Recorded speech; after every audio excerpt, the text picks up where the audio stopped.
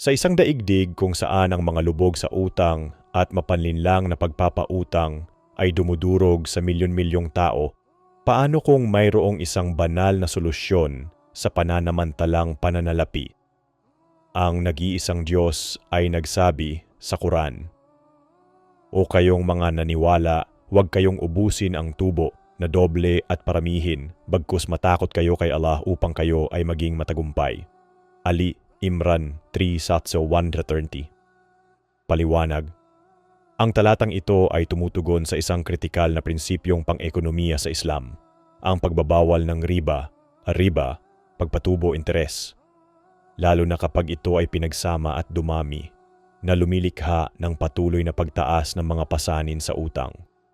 Ipinaliwanag ng mga pangunahing komentaryo na ipinagbabawal ng Diyos ang gawaing ito dahil lumilikha ito ng malubhang kawalan ng hustisya sa ekonomiya na nagpapahintulot sa mga mayayaman na kumita mula sa desperasyon ng nangangailangan ng hindi nakikibahagi sa anumang panganib.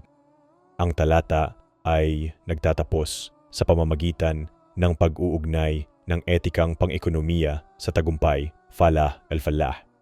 Ang tunay na kaunlaran ay hindi lamang nagmumula sa material na kayamanan kundi sa pamumuhay ayon sa banal na patnubay na nagbabalanse sa mga karapatan ng individual sa katarungang panlipunan.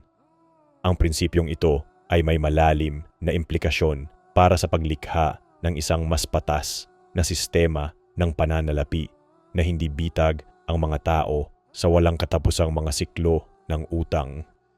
Sumali sa isang dialogue ngayon upang matuto ng higit pa tungkol sa Islam at kung paano ito yakapin. www.rahma.live